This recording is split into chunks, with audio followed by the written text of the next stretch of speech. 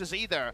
So here we go. Second time's the charm for Nofe and Afreeca Freecs. Yep, Afreeca moving over to the red side. Maybe they can utilize the red side like they did much of 2018 to great effect, and Hanwha Life Esports wanting to put it away 2-0 with this victory here. Much better than their victory over KT Rolster, and really affirming them in that top 5 here in the LCK will mean that for match score, we'll have 5 teams at 2-0, 5 teams at 0-2. However, Afreeca have a chance to bite back, and they've got some big jaws in Dread in the jungle. Urgot and Galio are the most common first picks we're seeing. Will either of them be banned in this particular draft? Relia taken away. Akali is a sometimes champion, not an always champion, but can frequently fill a ban spot as well. Waiting here for Hanwha Life and their decision. Will it be the Aatrox, or will it be something else that's going to be banned? Last for Afreeca Freecs, Camille. Going to be taken away from Dread, like you say. So this is why I like the Camille ban. Yes, Dread is a great Camille, and he'll play it aggressively like we saw OnFleek do to a great extent, but it's also a blind pick aggressive jungler that kind of always fits into a comp, and Urgot Camille, Galio Camille could be first round on the red side. Instead, now if Dread wants to get a reliable aggressive jungler, maybe he has to actually occupy the 5th pick on red spot to actually get the sort of matchup he wants. So even interacting with something like that is a nice benefit, and the cost is just a single ban on blue side. Yeah, well, speaking of that blue side, the Aatrox is going to be locked in here for Hanwha Life Esports. This time around, other notable names left available other than those that Afreeca are hovering is the Akali.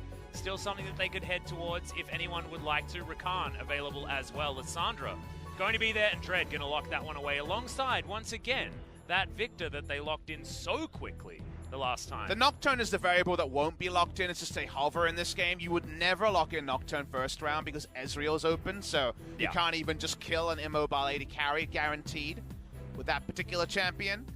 So a bit of mind games there from Dread. Or just having a bit of a laugh. Exactly. Based on what Spirit was doing. He might be mind gaming his own team. We don't know.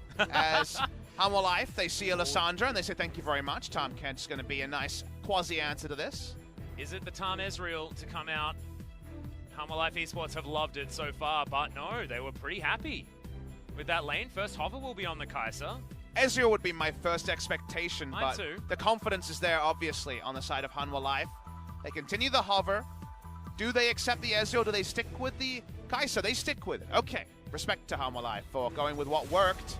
The Rakan, purely a Rakan, remember, because Xayah can be easily banned, can be put out here, but now you're in that weird spot of Hanwha Life where, on the one hand, do you know the duo lane, or on the other hand, do you just confirm the duo lane by banning the Xayah? Both ways can make you feel a bit sheepish, so there is a bit of a mind game here for Hanwha Life. I'd expect a flex of the Victor out of the bottom lane if the Rakan is there. I don't necessarily feel like that lane will be able to punish the Kai'Sa very well, but it's just me. The Nocturne going to be answer here, get it away from Dread. Find that to be an interesting ban. No Urgot, Galio, or Sion. This draft could go many different places. It's a new one. In the second round. It's a brand new day. You talked about a beautiful day in game number 1. I'm not willing to call it that just yet, but we'll wait and see if Bono is there. Final ban here for Hanwha Life Esports. Looking for potentially another Dread champion. Again, this guy is a huge invading jungler. They will just ban away the Xayah to try to pigeonhole bot lane as another Kai'Sa farm lane. Like you say, does feel more like a keen top lane on the Victor this time, as will aiming be locking in the Kha'Zix, a perennial favorite of our aggressive junglers, when the Camille is gone. Well, that is going to be the case, so they're going to hold on to that flexibility for as long as possible. Makes a whole lot of sense. I don't think last picking for Dread is worth it when you got flex picks that go this far. Bono thinking about the Sejuani. This would be a step away from where he's found success. Remember, that one loss that he had was on the Zac, a slower jungler, something that won't have that agency in the first few levels. 1 second to go. And it will be... Oh, no, it won't. It'll be LeBlanc picked up for Lava, one of his old favorites. And a champion that was banned in game number 1. Yeah. So maybe they had more of a read than we appreciated. Always cool to see a LeBlanc, one of the few non-flex picks we see in the current meta. And Bono adjusts because, well, Lava and Bono don't want to be dictated to. They want to be dictators. They're doing the best Castro here because they've got the LeBlanc and Olaf to do some invading and play on the front foot. Whatever ends up being the lane assignments, we've never had a Nico or Garen, the only two champions never picked in the LCK. That stat will continue. A draft that was screaming for an Ezreal gets one, but on the side of Afreeca Freecs. Yeah, the draft was screaming for it. Wasn't on this side of the rift, though, as aiming will be picking that one up. Ezreal Rakan certainly got a lot of slipperiness there towards the bottom side of the map, but can they punish Key and Sangyun enough on this hyper-scaling bottom duo? That is the question. A very different draft here from Hanwha Life Esports if you look at the top side of the map. Yes, Olaf is going to be going aggressive, but they don't have the pseudo tanks anymore. Tal is going to be on way more damage here in the Aatrox, as well as the LeBlanc being so different from the utility of the Galio. The only way this draft actually has, to me, kind of trump cards in the early game, really good win conditions to start an eventual win for Afreeca, is if Lissandra and Kha'Zix are on the front foot and finding Olaf and killing him in his jungle. Because otherwise, LeBlanc and Olaf, if they're doing the spotting, can easily take down a target with a lot of stickiness and so much mobility on the duo. However, if you feast on the Olaf and get him behind, it's going to require Lissandra to be rotating. Very, very tricky. I think the execution edge is required by Afreeca because Kai'Sa and Tahm Kench are going to farm freely against Ezreal Rakan in the bot side. Top lane, very difficult to pull off ganks. So mid-jungle versus mid-jungle, I think Afreeca Freecs need to start there. If they're going to pick up a game victory, and they don't want to join all those other big orgs, 0-4 at the end of week 1. Absolutely. There are 4 others, and Afreeca are on the precipice of falling down to meet them as well. So very scary stuff if you're an Afreeca Freecs fan. Certainly all of our teams that went over to Worlds have had the worst possible week thus far. KT Rolls are the only team capable of taking even a game. We're not best of ones here, we're best of 3s, so one game is not enough. Will one game get Afreeca back on course? This one we'll find out.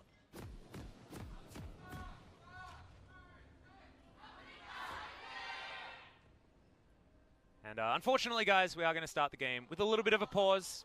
As you can see, we get this beautiful zoom out, though, in sepia mode, and see that everyone is in very defensive formation. And so now we get to see our beautiful visages as well. Can we just say faces? No. I don't want to be a visage. Why? It makes me sound like a mirage. I'm real, I promise. You're a facade. A facade? A facade, if you will? That's closer to face. I'll take that. That sounds like one. the mid laner of SKT. Faker? Yeah. Oh, Faker, I think, is who you were talking about. It rhymes with shaker. It does, which rhymes with shaker. Well, it seems like we're having some headset issues for Proud. Some Proud headset issues, if you will. Yeah, I wouldn't be that proud. Sorry, it was his mouse. Take it all. Oh, it's generalized. I take it all back. It's not a headset issue. He must be using a Sennheiser headset because, of course, would never have an issue at all. But the Afreeca Freecs having a few more issues than just the mouse of Proud. Just so many more issues than we could have predicted because, again, like, what a badass top side of the map. It feels like if you're the GM who's in charge of making these decisions, you're like, man, I got keen Yukao spirit. Like, that's right up there. However, the KT guy was pretty happy too. Now, he had more problems because he had no AD carry, and that was obviously a bit of a problem. But yeah, you have Aiming, who is, you know, very reliable, and if also not had been taking it to the next level just yet. And he'd been playing recently very well outside of competitive play. He was a so 4-5 AD carry, it, which at least you've got one of those. KT had literally no AD carry, so that was a bigger problem. And yet, the top trios not mattering, which is wasn't what we were expecting moving into this this theoretical meta, as we may have put And your it problem forward is, before. then you're like, all right, what does the Occam's Razor suggest? Does it suggest that actually it's bot lane carry? Then you're like, wait, Damwon Gaming is winning with Vladimir last picks Nuguri is like and actually maximizing their very mechanical top laners.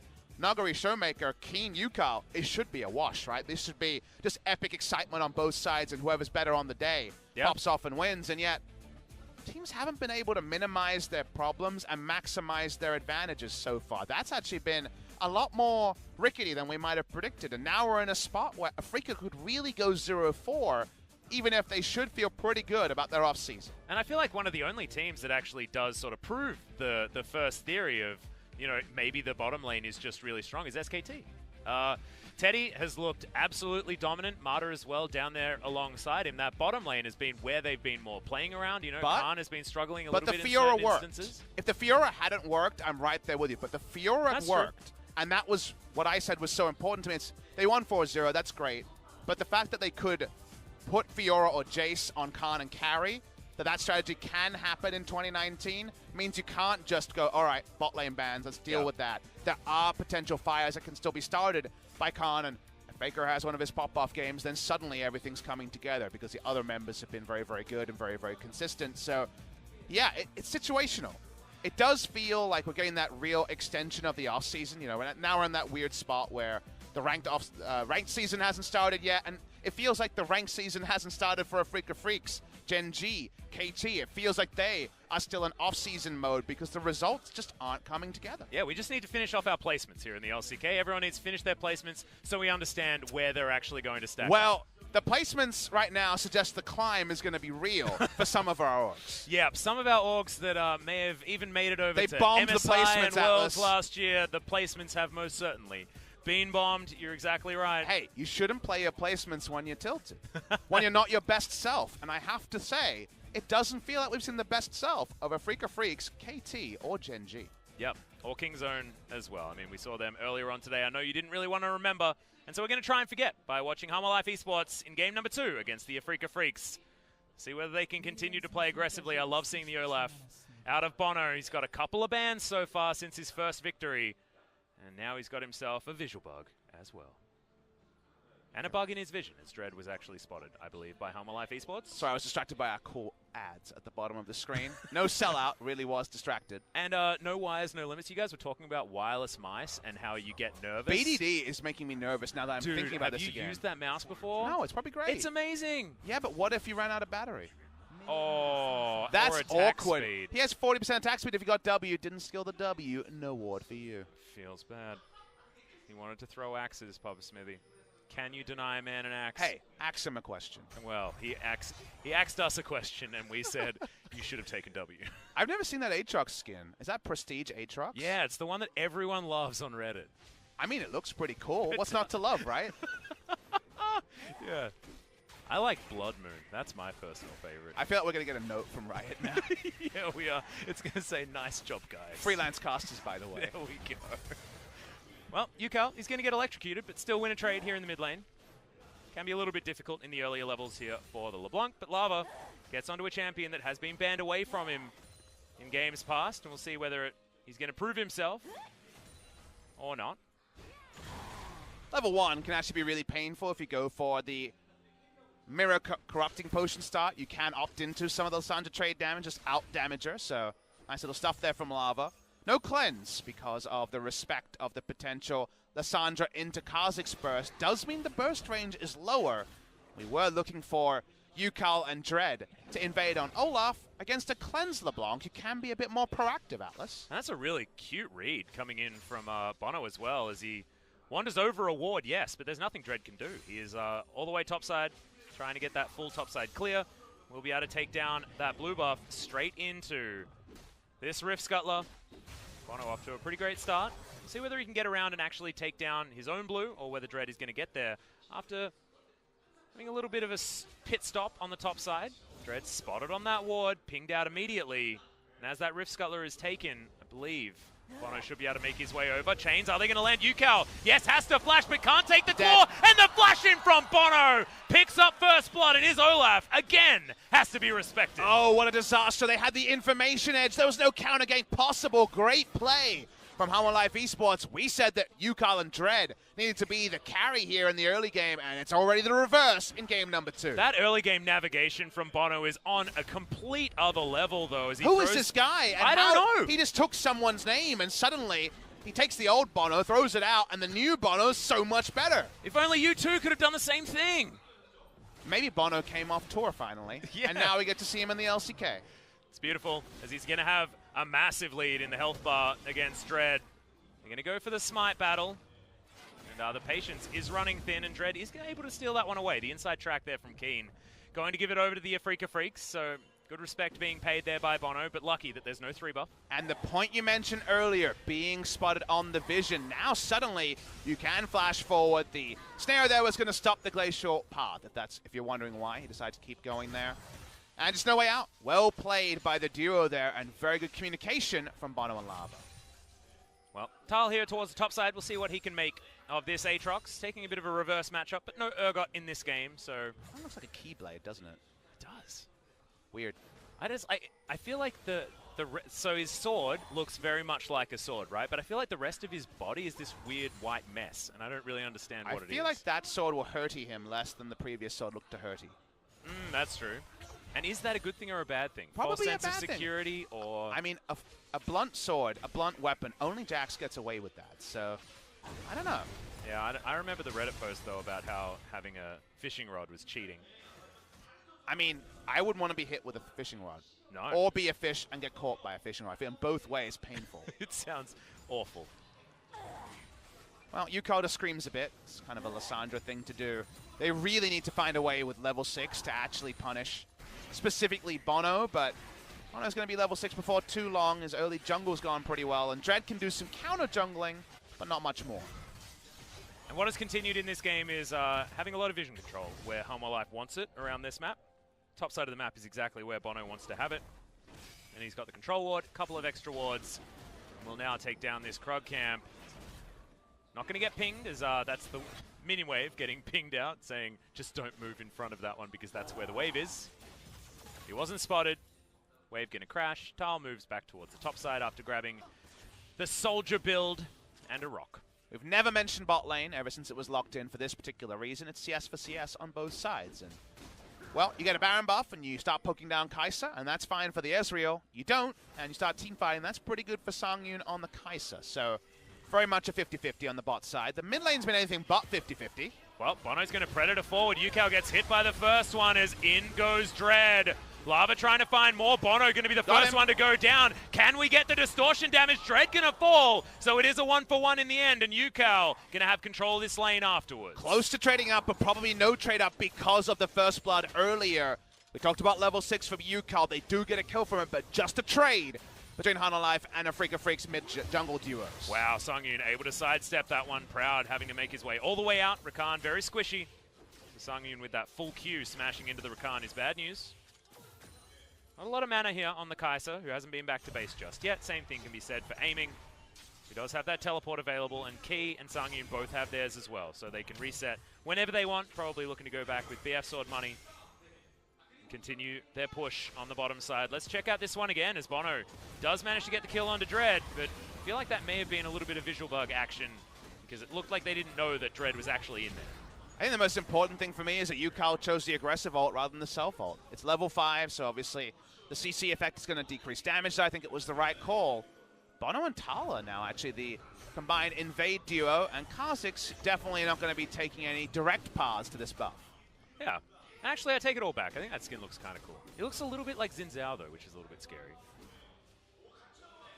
Well, we're going to see it up and close very soon because we're looking for a turret dive. Yep, World Ender going to come in. Tal just going to try and tank up this turret for as long as possible, and there it is. WR, and then you're dead. And then the World Ender is going to be procced, so they don't even need to expend anything to get the kill onto Keen. Keen's smooth moves in the quarterfinal were the only good news story for Afreeca Freecs at Worlds 2018. No smooth moves are going to get you through that one. You got the champion who can tank the turret, and you've got plenty of burst from Lava. Goodbye to the victor. No teleport to return to lane, so how about some extra gold to Tal? Yep, no flash there as well, and Tal didn't have to use his, so now going to have a lane advantage on top of everything else. And grabs that first turret plate at the same time, making his way back into this lane, feeling pretty comfortable. There's the QW combo, lands the chain, point blank as well as Bono does get onto him with the undertow, and Dread trying to take down the LeBlanc, but the deceive is going to be good enough to get him out of the way. But you do see what we were alluding to. There is ways with burst, and that is what Kha'Zix and Lissandra provide to get picks on Bono and Lava. This is really the only way I can see Afreeca playing this how they need to. Because of trading up, they can also go contest the red buff, but for now at least, Dread might be overextended. Yep, the lick is not going to land there, and Dread is able to steal that one away as there's the flash forward from Key. Really wants to get into this fight as there it is! Killer Instinct comes in! And the Catfish picks up the kill on the bug. They're trying to go in. The Abyssal Voyage now on cooldown, unable to get on top of Yukao. He's slippery with that Claw of Doom and gets himself to safety. And the red buff is passed over awkwardly to the Tom Catch. Not last auto attack from Songyun. Kill credit goes to the side of Hanwha Life. Bit of greed being shown by Afreeca. Yep, another chain going to land here onto UCal, but Lava takes the wrong end of that trade. It's Tal that's able to offer something in here for the extra damage. An Infernal Drake going down as Dragon number 1. 1.2 thousand gold. Going to be the lead here for Hanwha Life Esports. Fantastic news story early. On a day with a lot of peripheral issues, I'd like to see them check the chains that the Lava's been using. Man, he's threading him. This wasn't a threading. This was just a summoner used by Key. Able to go in there, Dread caught with his hand in the cookie jar, literally. Sadly, for Sangyun, doesn't pick up the red buff here to start bossing around the duo lane. And while I like the combat Abyssal Voyage, Glacial Path is up to stop there being a further kill. Leap down, cooldown, Dread. Unable to turn this one around against Tal, most likely. Could have Umbral dashed up that wall, but wants to hold on to the charge. As the Rift Scuttler will at least go over to the Afreeca Freecs. Well, Lava should be able to get this blue buff delivered very easily. UCal continues pushing forward. He does have about a 20 CS advantage. We knew that this guy, like the young mechanics man, the man with all the confidence moving into LCK for 2019, we knew what he could do, what he was capable of. He was brilliant. He saved KT Rolster. He's the reason why they were our summer champions. But what can he do to help his team now? Has a lot that he can affect with this Lissandra as Keen takes a lot of damage from Tal. Remember, Keen was so good in this matchup at Worlds. So. Yeah. Turret plating's new, the matchup's the same, and Keen will be just happy enough to skate around and frustrate Tal. Just wanders around. I feel like it doesn't matter which champion he's on, he just understands how to play against this Aatrox, and Tal looking a little bit frustrated. I miss his Darius, if I'm going to be honest. Yeah, me too. If Summit can play it, why can't Keen? Exactly. As Keen's going to find a LeBlanc. There's another World Ender. The Umbral Dash is going to get him out of the way of the gravity field as Keen's trying to use that extra movement speed, but it just doesn't matter. Presses W in his general vicinity, and he dies. Short nerf on the duration, not enough. Still going to get the revive there is the Aatrox. He stands up. He feels good. He knows that Lava did the heavy lifting, and if UCal's only getting most of a turret point there and turret plate, it's not enough. Well, Lava does land a little bit of a combo, but will take a lot more damage in return. 3-0 and 1. He's been roaming a lot, which is why the 20 CS gap is there. UCal not able to make up for it with that one assist, so Lava will still be in a lot of control here in mid. I need to see Lava miss a chain. It'll make me feel better about my own play. Oh, man, I know. And I don't even play LeBlanc because she's too hard. Lets you know that I'm playing very inadequate at the moment. Yeah, me too, don't worry. We're both in the old man club. Valdez is still in the I can play the game club, and he doesn't really dare depressing. play LeBlanc, though. No one would. Hey! Hey, there we go. He missed the chain. I feel like he did that for you. This is what... Nice chain, bro. Dude, Booths. I found a time to trash talk. Booths. I didn't they have seem any to time be able before. to listen all the time as Lava misses that chain as well, or doesn't actually throw it out. Cal gets out. Oh, dear. Take that, Lava. You got him. Only as good as your last chain, bro. How am I going to lose this series? There's a heads up. Brambleback going to spawn. UCal coming over just to make sure that he can actually take it. Not going to deny the popcorn chickens either, but control ward vision available for Hanwha Life Esports around this top side. But a cheeky ward should help the Afreeca Freecs understand where the movements of this Olaf actually are. And Afreeca Freecs, if they could have the full information here, are behind, as you'd expect, but not in a Titanic way just yet. They still do have the ability to get a lot of burst onto one person, and that burst and the poke of Ezreal will serve them well in the mid-game if, and I mean if, they can stem the bleed. They need to make some smart moves in the future. Key has Ghost, so he can afford to be lumbering around a little bit on this time. He's got Swifty boots. That's my boy. Damn. Oh, my favorite boots in the entire game, as you know all too well, Pop Smithy. We did have a ranked team called Swifty Gunbladers for a reason. We did, and we built them on every champion you could. You know what? Purchase may vary on whether Swifty Gunblade was the right choice per champion. Jax was all right with it. I liked your Fiddlesticks. That was my favorite. Hey, I needed more crowd control. Gotta slow him, man. I get it. You get more drain value. It's so I could walk past them and terrify them in the other direction.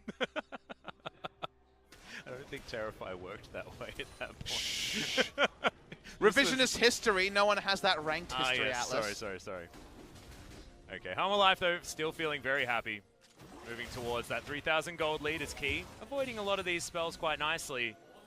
I want to talk about this bottom lane a little bit, because both of these champions are sort of 2-item power spike into late game carry. In this sort of iteration of what Ezreal was. Because Ezreal's been a lot of different things throughout the years, and at the moment, with the double-tier build, he does so much damage in the later stages of the game. Now, they're not 100% the same in that way as bot lane. It's not the same as Proud is going to jump forward. Devour is going to be used to try and keep Sungin alive, but it ain't going to work. Dread just explodes him. The Catfish going to fall down afterwards, and Afreeca Freecs find the kill on the back of their rookie in Proud. Proud's best moment comes 14 minutes into game number 1 of his career on the Afreeca Freecs. Very nicely done. Their proactive play gets them the Inferno as well. They'll get a charge in this mid lane, though, and Hanwha Esports are going to answer with first turret in the mid lane. First Infernal over for Afreeca Freecs, but Hanwha already have one of those in the bank. It's not going to answer the gold too much, and it looks like HLE is going to get some more work done here in the inner turret in mid. Won't be able to complete that turret, and Afreeca go bot lane, try to get a bot lane turret of their own.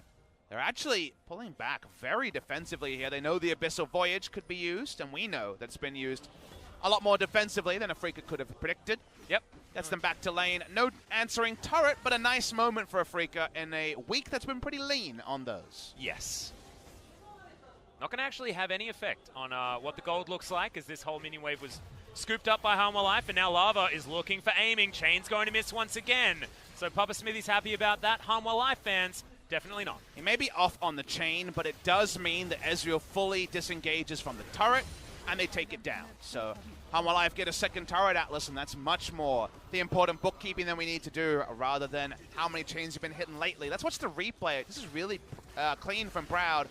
Begins with the ult because he knows he's going to clip on the way, and he needs to clip Tahm Kench to stop the Abyssal Voyage from happening there. No Abyssal Voyage, no chance of living. A nice cleanup by Afreeca Freecs. Yep. Had the Grey Health at pretty much the perfect time, did Key, but it ain't going to help you if there's that much damage available for the Afreeca Freecs. How can Hanwha play around this now? Key has the answer. He wants to go and lick someone, I think. Get some more wards down, and this top side going to get cleared out by Hanwha. Set up some control here. Right now, the mini-map shows us not a lot of wards on either side.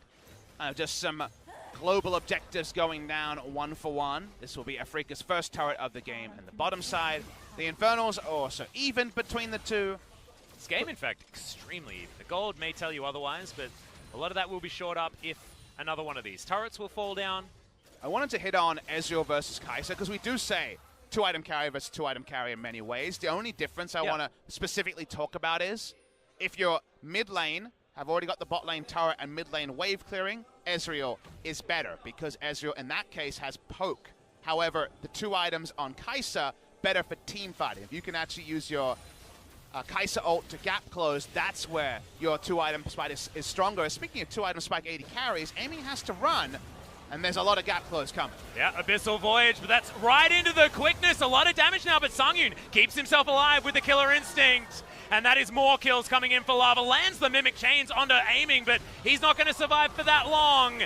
As Lava jumps on top of him, Keen finds himself on the wrong side of the rift as Tal is chasing forward.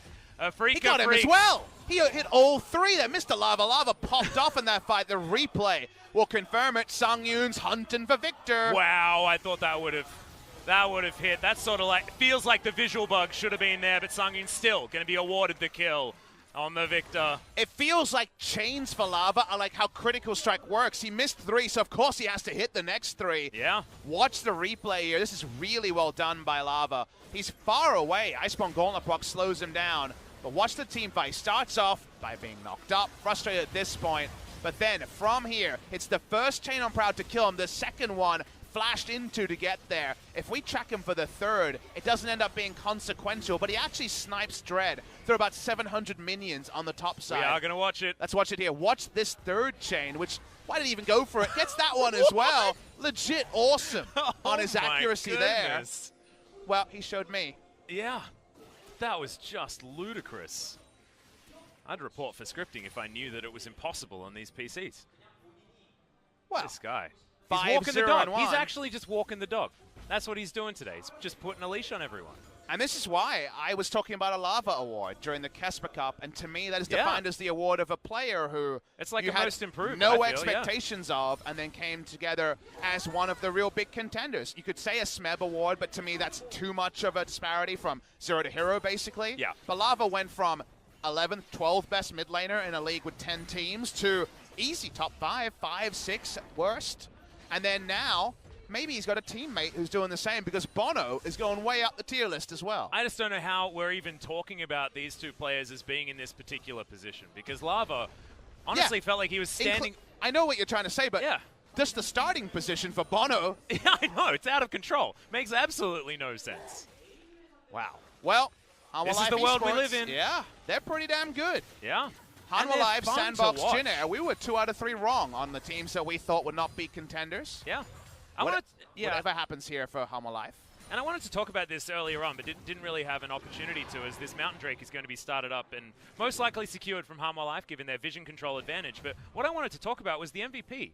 The MVP points that have gone to Hanwha Life have so far been Lava, Bono, and Tal. And they've still been playing around Sangyun. In their first series, it was Tal and Bono that picked up the MVPs, and it was Sangyun that did 38% of their damage. And it just shows that this team is so good at facilitating what their carry needs to do. This is a different team composition. This is about more damage and more, I guess, insurance on the side of the actual solo laners themselves. But it is really beautiful seeing this roster come together and be able to build themselves into a unit. And you know who's happiest? Hearing that they've got no MVPs and this team is winning, it's actually Sangyun, because Sangyun finally has all the pieces around him to be what he's been for about 2 years now. Ever since he no longer was with Snowflower and came with Key, he's always been way better than you'd think and very reliable at carrying in the late game. Now he gets to the late game on even gold or better because the rest of his team has leveled up around him, and he's still doing his job, even if the MVP points aren't going to him. Yeah, he's looking great. 1-1-3 this game, has himself a bounty. It's all about Lava, though. This guy's got 2 items, Morellonomicon, Luden's Echo, as well as a cheeky book, and he's maxed out his ring. And they're clearing out vision, looking to push things forward, and you can see it's suffocation vision being put down. This is what we've commended so many teams for in the past. If you're feeling confident, if you're winning, this is how you get picks in the mid-game. What else do you want to do when you've got the Undertow available, when you've got the chains that are magnetic from Lava? I mean, Hanwha Life can do whatever they want because that's the reason why I was so zoomed in on, all right, Yukal and Dread, you need to outplay the 2v2 mid-jungle. Hold the point as Keen's getting collapsed on again. Yeah, he ain't going to be outplaying this one, I don't think. Does have himself the Chaos Storm, but that is not enough Chaos, and even the buffed up True Shot Barrage will not deter them from taking down this turret. Again, the reason why I needed Afreeca Freecs to get a meaningful lead early to mid is how do they do things right now as Rakan will slowly more chains do come in. He does have to use the quickness to try and stop Lava from killing him. Dread's down, lots of burst, but the Ignite not going to be enough. What you're seeing right now is that Afreeca can't do much. The Lissandra isn't going to be going for any flanks. The Aatrox is just getting so much help to shut down Keen. On the side lane, they don't have initiation outside of Rakan, but they have nothing to follow up on with that. Victor and Rakan couldn't be more different champions. Rakan's going way in. Victor's like, I need to catch up. I got the slow bus over here. That's the problem, is that Hanwha Life, on balance, can do lots of different things, and even the Abyssal Voyage to cheat and skip over some steps when it comes to vision. And Afreeca just kind of have to grin and bear it and hope for a mistake. Yeah, and a lot of our Victors have been feeling like this as well. It feels like you play Victor in the, not necessarily on the bottom side of the map, but our top lane Victors have been suffering. 0-4-0 for Keen. Man who's been so good. Bono might be caught out here. Ragnarok pop, flash pop, everything on cooldown, but he does get himself away from the death chamber. It's a little bit of an overextension. You can't make every correct play if you're Bono. On balance, having a fantastic week 1 of the LCK. That does mean the enemy smite is vacant for now. Yep. So at minimum, some control around this Scuttle Crab should be picked up. This ward will be cleared by Lava. Last tick of his sweeper. And control wards now should be taken away by the Afreeca Freecs. There was a lot of control vision on the top side of the map for Hanwha Life, as our visual bug there means that Keen wasn't actually going over to give Hanwha Life Esports a hug. Death Ray does come in, bit of damage. I don't think Hanwha Life needs the hugs just yet. No, but Keen, he might, because he is almost dead. Sangyun, if he didn't want to take down that turret, could have potentially tried to hit a W and just finished him off after the ultimate, but doesn't actually get there. You know, I can see the LeBlanc ban that Lava did in game number 1. Lava received like in game number 1. I can't remember the bans in the first series as well, but I think maybe there was a LeBlanc coming in there. If you're asking where the LeBlanc ban comes from, it's that Lava, when he was role swapping from support, as he was the support trainee next to aiming, his actual enemy in this particular game, the enemy AD carry. Yep. Taehoon was his name as a SK Telecom T1 trainee alongside aiming. His big champion when role swapping was Talia and LeBlanc. LeBlanc was his first love, so he's played a lot of LeBlanc. He's played it a bit in solo queue recently, and I guess the scrims also have been pretty kind to his LeBlanc because he's popping off in this game. And he was playing support LeBlanc as well, which has a lot more focus on landing those chains. Otherwise, you just don't have any ability to do anything in the lane or affect it because you just don't have the damage. Well, Afreeca are in formation, and we know that Ezreal's sieging is much stronger after the change to W. Hanwha can't actually engage just yet as the Aatrox still trying to move forward. Yukal takes so many shots from that Q from Sangyun.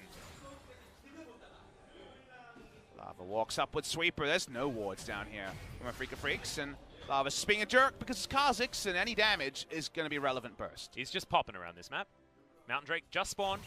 Speaking of popping, he's got a pretty sweet book. He does. He built the book. I like it. He hasn't finished reading it yet, but, you know?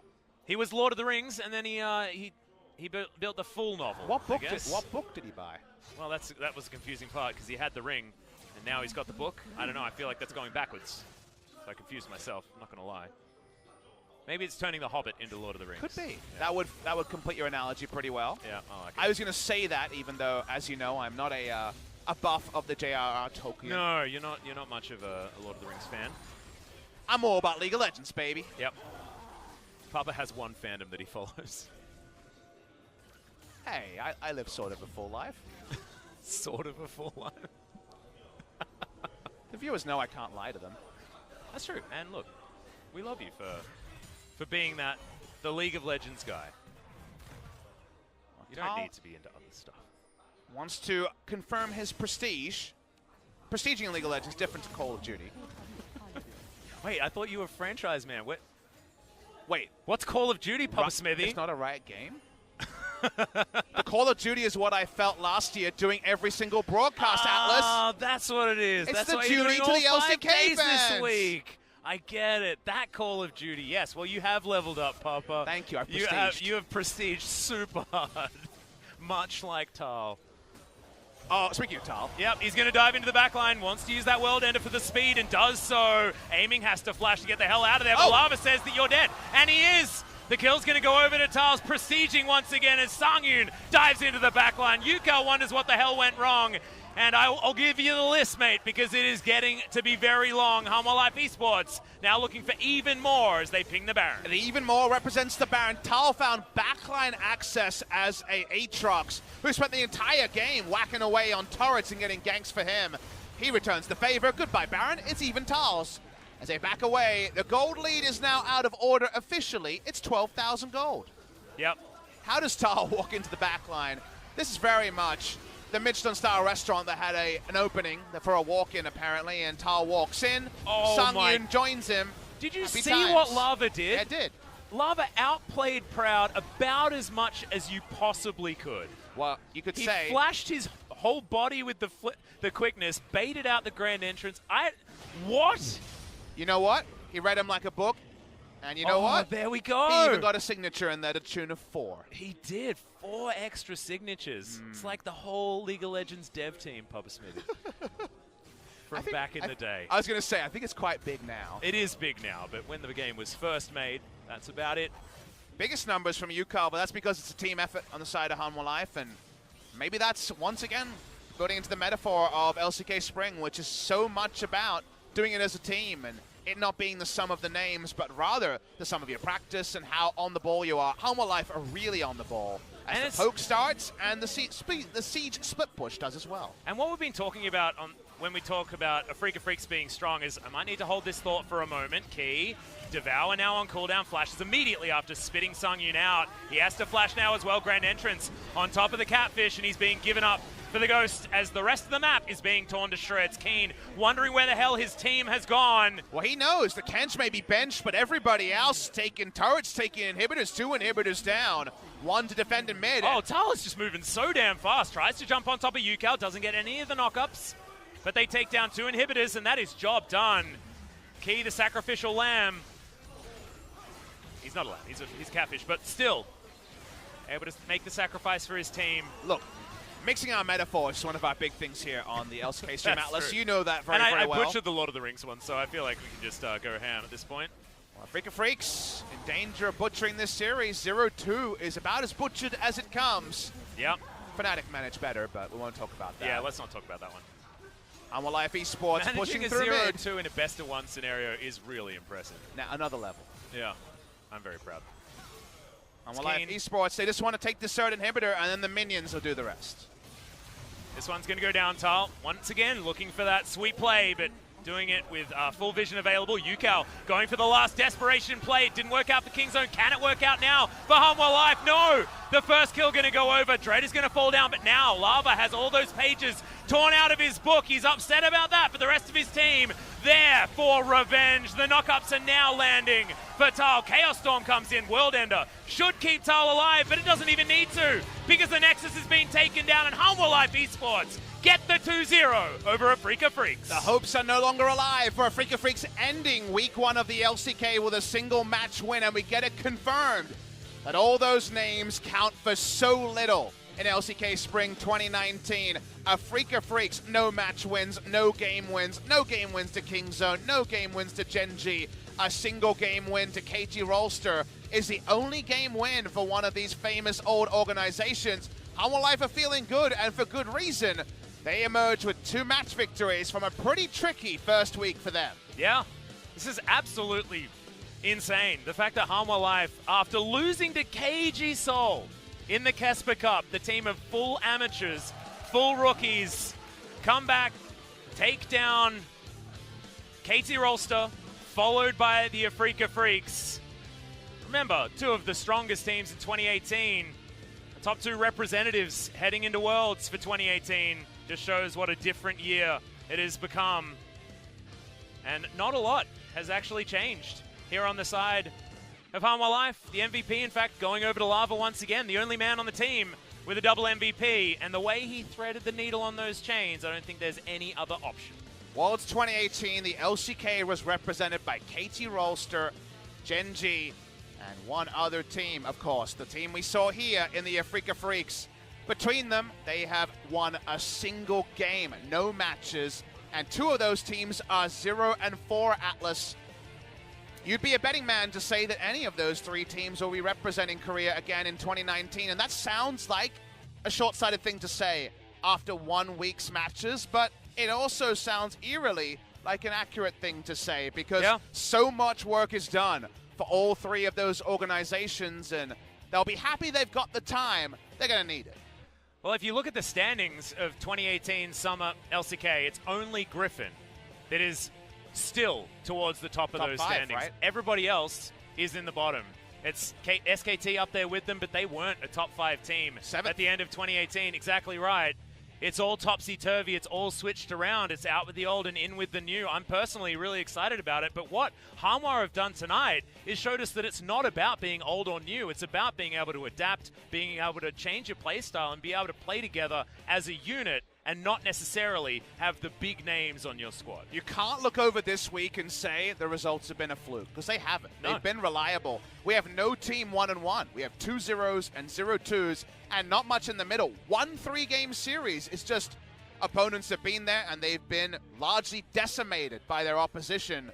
And it's so weird. And this series told us that that wasn't a fluke from Hanwha as well. We saw KT destroy them. Game number 1, we thought, okay, this is the normalcy that we're expecting. LCK champions coming back, and we'll just have their way with the team that really floundered in Kesper Cup, and that made sense. Game 2 came around, and we were like, all right, I'll stand back and let Hanwha Life Esports prove to us that they are deserving of the top 5, and they came in today and did that. Old adage is always, off-season tournaments mean so little. And yet, SK Telecom fans might agree with that. Griffin fans would disagree. Down1 fans would also. It's so interesting how every team, the read is different. It feels like the established orgs outside of SKT. I mean, Gen.G were finalists, right? They were. And yet, they've come in and just been off the page, even though their early synergy was better than expected. It's funny how the weather reports, the preseason tournaments, the showcases, the on-paper names, it's all situational for each of these squads. There's no one barometer on what's working and what's not, apart from the fact that largely, if you've got young mechanical talents, you're winning. And also, if you've got talents that have been together for quite some time and built up synergy, you're winning. Griffin are showing us that they are far and away the better team. The only, I guess, example that isn't like that is SKT.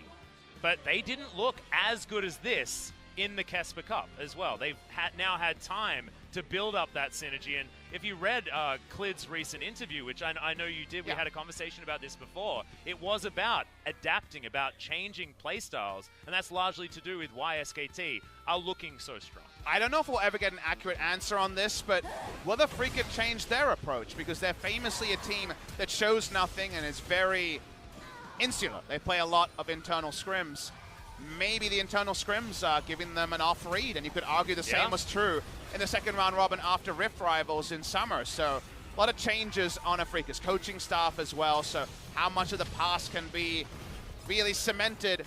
Keen, you know, he did his best in the matchup, but it was never a 1v1. It was a 1v3 again and again. And you might say, what else is happening on the map? Nothing good for the Afreeca Freecs. They could never use the pressure being off in other lanes to translate into any advantages. Watching the bot side here as Afreeca Freecs got that nice engage. Credit to Proud, marking his first good moment as a pro gamer on the highest stage in Korea.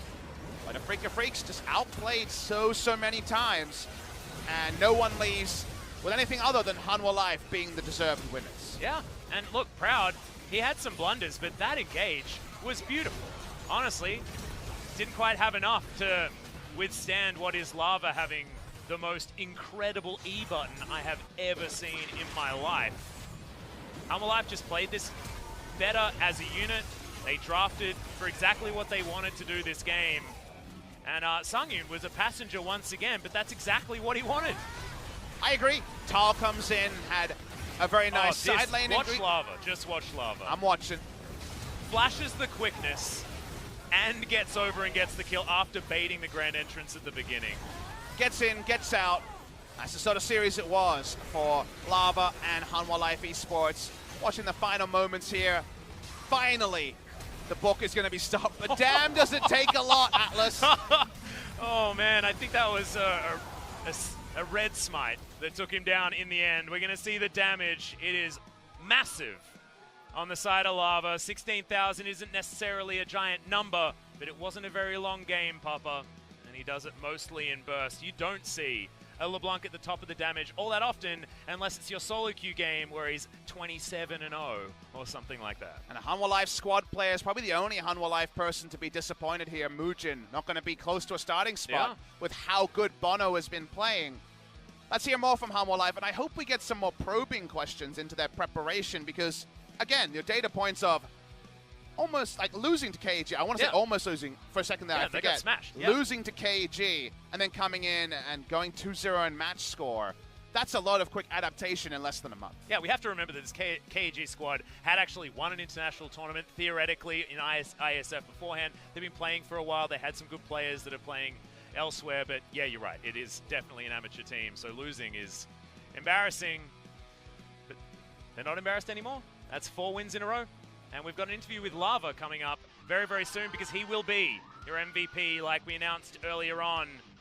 547 damage per minute, 6-1 and 3 on the LeBlanc. And he's got it all. He's got the looks. He's got the flashy plays. Mr. Lava is so good here. And he was even relatable, Atlas. He misses chains. We saw them. Exactly. And then he hits all of the impossible chains to remind us that he's on another level. He is. Shaggy, eat your heart out. And I feel like there's too many highlight reels, to be perfectly honest. We're probably going to have to cut straight to halfway through the interview. We should just give a VOD link and show the 3 he missed and say, no, just go watch the rest of it. It's fine. Yeah, exactly right. Exactly right.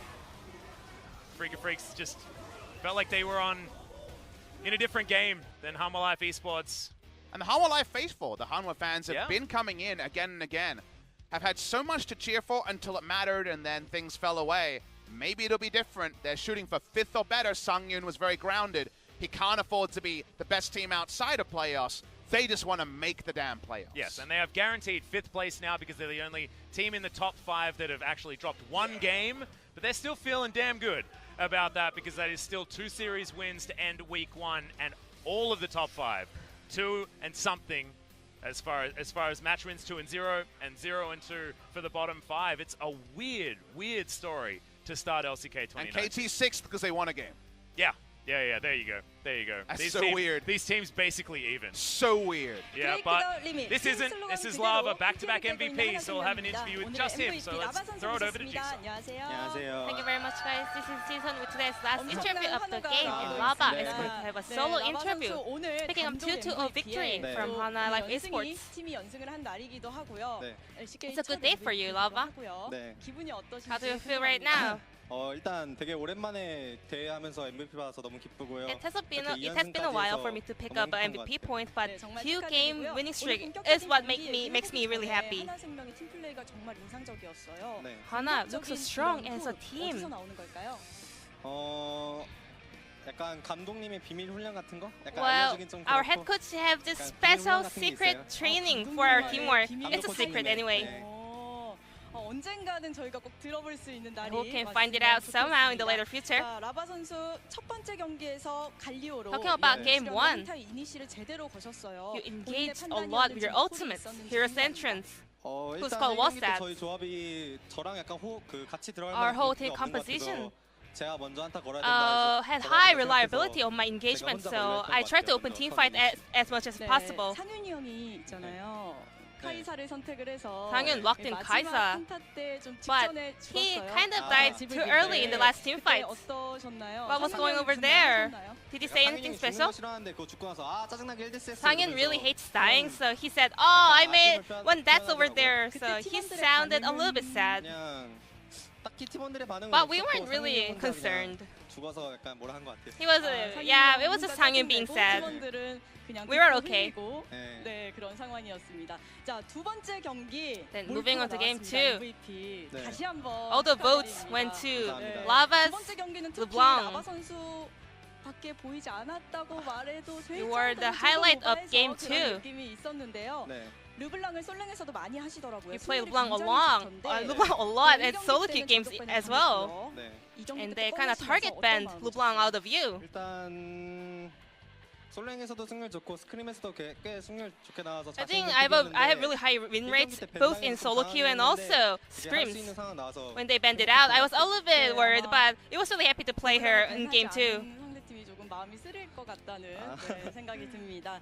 자, 메자이를 올리셨어요. And you bought Mejai in game 2. Were you confident that you were not gonna die? 메자이를 제가 좀 잘 줬거든요, 은근히. I actually die a lot, but if I buy Mejai, maybe I can play a little bit more defensively. And also I got full stack for my Dark Seal, so and it has really good effects with movement speed, so I think Mejai is a really good item also. 효율도 좋은. 네, 알겠습니다. 메자이를 꼭 활용해봤으면 좋겠다는 생각이 So I guess Mejai is a really good item for LeBlanc players.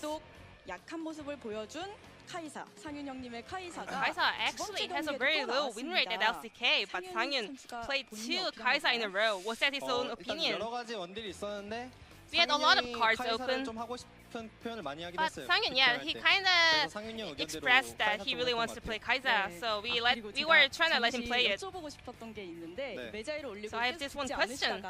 마지막에 But after you bought Mejai, you died in the very last minute of the game. Weren't you really sad?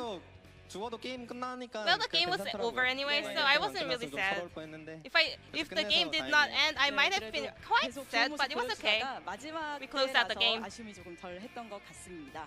자, 상대 레드 쪽 한타에서 빼는 And the 판단을 team fight 하셔서 한타도 near the 이기고 opponent's 팀 red jungle. 전원을 하는 상황이 있었어요. Oh, the Hanwha Life players were able to escape out of the team fight without dying. 상대팀 리산드라가 탑에 텔 타고 제가 라인 So Yukao using his TP on the top lane. 보여서 이거 쪼이면서 싸우자고 팀원 콜도 나오고 저만 내려간다니까. All the teammates 싸움 보자 해서 said, 그냥 다 let's 같이 맞던 open 것 team 같아요. fight over here. So we were just trying to play as a whole team to open team fights and win the game. 라바 선수 얘기 잘 들어봤고요. 다음 상대가 Your next 그리핀이에요. opponent will be 만만치 않은 Griffin. 상대인데 It's not an easy opponent. Are you ready for that?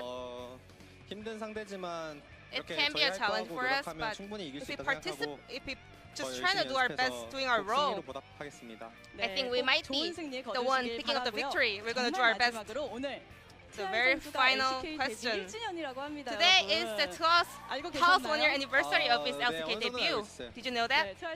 Yes, I did. Is there any message for him? 일단 First of all, 1주년 축하드리고요. congratulations 앞으로 on your 항상 1-year 기타를 가탈하면서 anniversary, and hope you keep 고마울 것 carrying the 같습니다. game. Thank you. 사랑합니다. I love you. 저희 팀원. I love all my 네, teammates. 사랑한다고까지 전해주셨습니다. 오늘 라바 선수와 함께한 행복한 인터뷰였고요. This is 다음 a happy 경기도 interview with 기대해 Lava 보도록 from Hanwha 하겠습니다. Life 저희 Esports, 인터뷰는 and 여기서 마치겠습니다. I'm gonna pass it back to our 다음 주에 casters. 돌아올게요. Thank you. Thank you very much, Ji-sun. And very wholesome hearing from Lava and hearing from Hanwha players just in general. I feel like this is a team that is going to pick up a lot of fans this year if they can keep especially winning like they are, but also winning in the way that they win as well. And up against Griffin, that's going to be a really tall order. Still predicting a 2-0 for Griffin on that one, but I think they'll be sneaking victories from a lot of the other teams throughout this whole season. Again, it's so early, so we can't know if they will contend further than they did in the past, but they've always run it so close. As we see, they are the only fifth-place team. We have 4 teams who cannot be separated. Amazingly, Sandbox among them, as Sandbox, Griffin, W1D5 Gaming, and SKT are all equal first. When it comes to 6th, KT is better purely because they won a single game. And apparently, Afreeca, Kingzone, Jinna, Green Wings, and Gen G are all equally left with nothing at the bottom of the table. You have to imagine these standings will change. But by how much, Atlas, when it comes to the end of the season? There'll be 18 matches played.